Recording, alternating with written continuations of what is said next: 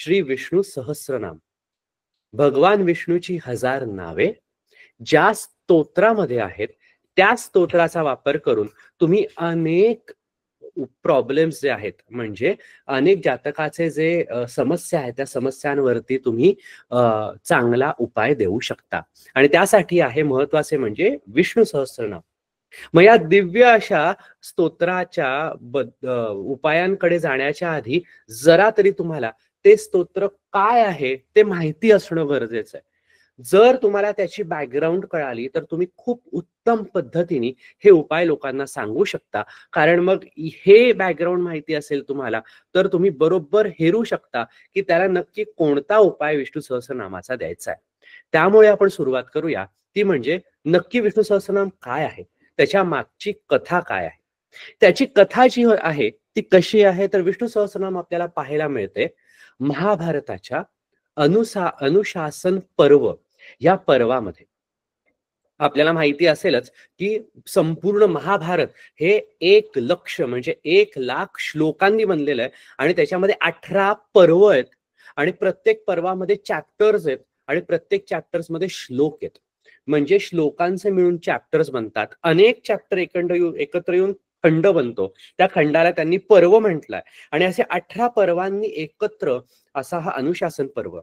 तर ही अनुशासन पर्वाची बॅकग्राऊंड काय आहे तर संपूर्ण महाभारताचं युद्ध संपलेलं आहे. भारत बेचिराख झालेला आहे. पांडव अर्थातच विजयी झालेले आहेत आणि युधिष्ठिर हा या भारताचा राजा झालेला आहे. मात्र 18 अक्षौहिणी सैन्य आणि प्रत्येक सैन्यातल्या सैनिकाचा एक स्वतःचा परिवार असा 18 अक्षौहिणी परिवार हे पूर्ण बेचिराख झालेले आहेत. भारताची घडी ही अगदी अस्तव्यस्त झालेली आहे आणि ही घडी व्यवस्थित बसवणं आता कर्तव्य आहे ते एकाच, ते म्हणजे युधिष्ठिराचं. मात्र युधिष्ठिर काय करत होता? युधिष्ठिराने हे भारत म्हणजे महाभारत हे युद्ध जिंकलं, कौरवांवरती विजय मिळवला आणि स्वतःच्याच भावांना, भावंडांना आणि आपल्याच इतक्या सगळ्या लोकांचा संहार केला. याच्यासाठी त्याला वाईट वाटायला लागलं आणि तो काय म्हणू लागला की आता ह्या पातकातनं मला मुक्ती हवी, मला आता मोक्षाकडे जायला हवं आणि मला मोक्ष मिळवायला हवा. म्हणून तो दररोज आपली सभा भरवायचा. सभेमध्ये जेवढे जिथून जिथून ज्ञानी आणि विद्वान अशा साधू संन्यासांना तो बोलवायचा आणि त्यांच्या बरोबर संपूर्ण दिवस चर्चा विनिमय करायचा की मला या पातकातून मुक्ती कशी मिळेल आणि मला मोक्ष कसा मिळेल याच्याबद्दल तो विचार करायचा. त्यांच्या बरोबर त्यांना भरपूर दानदक्षिणा द्यायचा, त्यांची बोलवण करायचा आणि दुसऱ्या दिवशी काय पुन्हा नवीन सभा भरायची, अनेक लोक यायची, त्यांच्या बरोबर पुन्हा तेच सभा, तीच डिस्कशन्स असे चालू राहायचे. हे सर्व पाहिले ते त्या श्रीकृष्णाने. श्रीकृष्णाला कळत होतं की हा जे करतोय युधिष्ठिर ते अत्यंत चुकीचं आहे. त्याचं कर्तव्य आधी हा भारत पूर्ण वसवणं आहे, जे सोडून तो उगाच मोक्षाच्या पाठीमागे पळतोय. श्रीकृष्णाने अर्जुनाला गीता सांगितली, त्यात संपूर्ण जगाचं ज्ञानाचं सार आहे. मग या श्रीकृष्णाला युधिष्ठिराला त्याचे संपूर्ण चुका सांगून त्याला योग्य काय ते सांगणं फार सोपं होतं, पण तो ते केलं नाही. त्यांनी का नाही केलं? कारण जो आपला भक्त असतो, जो आपला ऐकतो किंवा जो मूढ असतो, वेडा असतो, त्याला शहाणं करणं सोपं आहे. पण जो मुळातच शहाणा आहे हा तर धर्मराज आहे. जो मुळातच शहाणा आहे त्याला शिकवणं अत्यंत अवघड. तुम्ही पण बघा, ज्याला खूप अक्कल असते ना त्याला अक्कल शिकवणं खूप अवघड असतं, पण ज्याला ऐकण्याची सवय असते ना तो पटकन ऐकतो. अर्जुन ऐकत होता म्हणून त्याला गीतेचं ज्ञान मिळालं, पण युधिष्ठिराचं तसं नव्हतं. मात्र युधिष्ठिराची चूक त्याला दाखवून देणं अत्यंत गरजेचं होतं. मग श्रीकृष्णाने केलं तर काय, तो गेला आणि त्यांनी युधिष्ठिराला सांगितलं की युधिष्ठिरा, अरे तू सगळ्यांकडनं विचार विनिमय करतोय, त्यांचं मार्गदर्शन घेतोय, पण आपल्या आजोबांना विसरलास. 3 पिढ्यांचं राजकारण पाहिलेलं आणि इतके पावसाळे त्यांनी पाहिलेले आहे. गंगा पुत्र भीष्म तुझे पितामह ते आता उत्तरायणाला हा देह सोडतील. सगळ्यांकडनं प्रश्न विचारतोयस, त्यांनाही जाऊन विचार, त्यांच्याकडनंही मार्गदर्शन घे. श्रीकृष्णाने सांगितले आणि युधिष्ठिराला पटले. युधिष्ठिर म्हटला चालेल आपण जाऊयात. आणि मग त्यांनी काय केलं, भला मोठा साधू संन्यासांचा जथ्था घेतला आणि तो गेला भेटायला भीष्मांना. भीष्मांना भेटायला गेल्यानंतर त्यांनी मग एक एक एक एक एक एक विचार प्रश्न जे आहेत ते विचारायला सुरुवात केली. मग त्यांचे दोघांचे संभाषण सुरू झाले. मग राजनीतिक विचार विनिमय झाला, सामाजिक विचार विनिमय झाला, त्यानंतर वैचारिक विचार विनिमय झाला. असे अनेक प्रकारचे प्रश्न आणि उत्तर ही भीष्म आणि युधिष्ठिर यांच्यामध्ये चालू होती. ह्यापैकीच एक प्रश्न युधिष्ठिराला सतावत होता आणि तो त्यांनी नेमका यांना विचारलाच. माफ करा, त्यांनी भीष्मांना विचारला.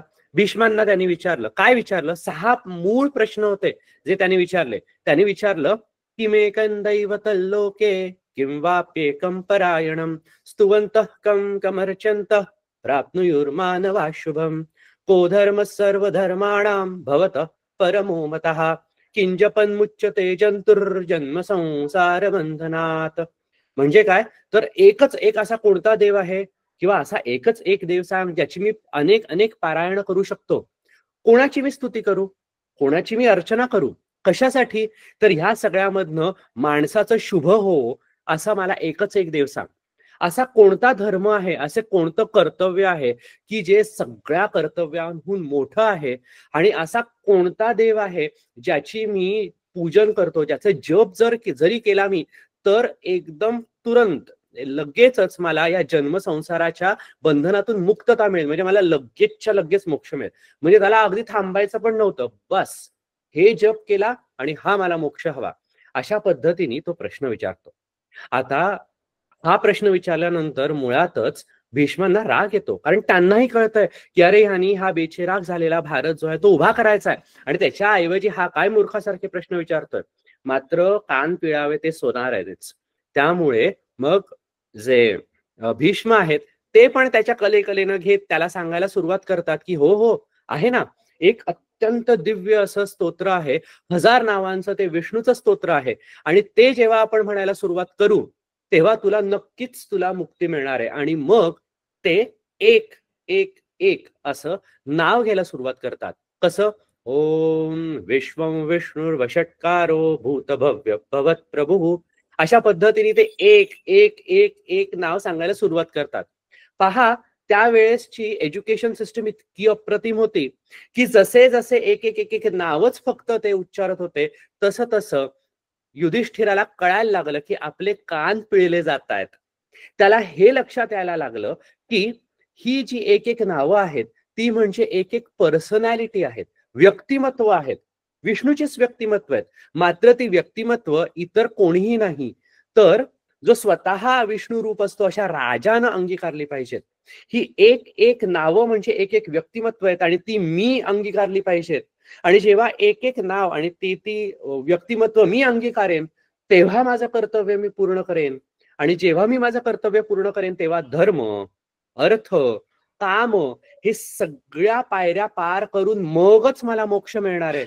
अशा पद्धतीने 107, पुन्हा लक्ष द्या, 107 श्लोकांचा विष्णू सहस्त्रनाम जे आहे ते युधिष्ठिराला भीष्म बोलून दाखवतात. 107, 108 हा आपल्यासाठी अत्यंत महत्वाचा अंक आहे.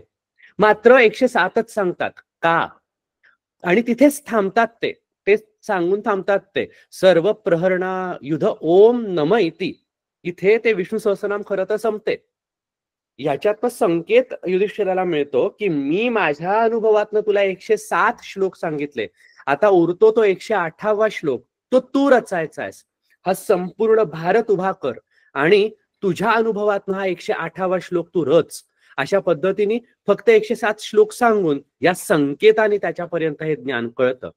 आणि मग युधिष्ठिर हा दर्शन घेऊन परत जातो आणि आपलं कर्तव्य हातात घेतो आणि संपूर्ण बेचिराग झालेला जो भारत आहे त्याची घडी बसवतो. आणि आपल्याला माहिती आहे की युधिष्ठिराचा मग संवत सुरू झाला, त्यांनी संपूर्ण भारत उभा केला. त्यानंतर तिकडची नीतिमत्ता या सगळ्याला पुन्हा जागृत केलं आणि घडी पुन्हा बसवली. असं हे दिव्य सहस्रनाम आहे, कारण तुम्हाला तुमच्या कर्तव्यांची जाणीव करून देतो तो. ते विष्णू सहस्त्रनाम आहे. तुम्हाला व्यक्तिमत्व विकसन करून देतो, ते हे विष्णू सहस्त्रनाम आहे. तुम्हाला नियोजनबद्ध वागायला शिकवतो आणि इकडे-तिकडे भरकटत असाल, तर आपलं कान पिळायचं काम जे आहे ते विष्णू सहस्त्रनाम करतं. इतकं दिव्य आणि इतकं सुंदर असा उपाय आपल्याला व्यास महामुनींनी दिलेला आहे. पण आपण काय करतो? सत्यनारायणाच्या पूजेमध्ये एक-एक एक-एक तुळशीपत्र वाहण्यासाठी कोणीतरी काहीतरी म्हणतंय आणि आपण एक-एक तुळशीपत्र वाहतोय. आपला प्रॉब्लेम काय? एक नाव झालं तर एक तुळशीपत्र वाहिलं का? इथे आपलं सगळं लक्ष असतं. मात्र आपल्याला माहितीच नसतं, की आपलं व्यक्तिमत्व विकसन आणि आपलं नियोजनबद्धता ही पुन्हा दृढ करण्यासाठी आपल्याला या सत्यनारायणाच्या पूजेमध्ये विष्णू सहस्त्रनाम सांगितलं गेलेलं आहे. असं हे दिव्य सहस्त्रनाम आहे. आणि आज मग तुम्हाला 108वा श्लोक सुद्धा मिळतो. तो म्हणजे वनमाली गदिशांगी शंकी चक्री चनंदकी श्रीमान नारायणो विष्णुर्वासुदेवोभिरक्षतु. असा हा 108वा श्लोक तुम्हाला संपूर्ण विष्णू सहस्त्रनामाचा मिळतो. हे झाली कथा विष्णू सहस्त्रनामाची.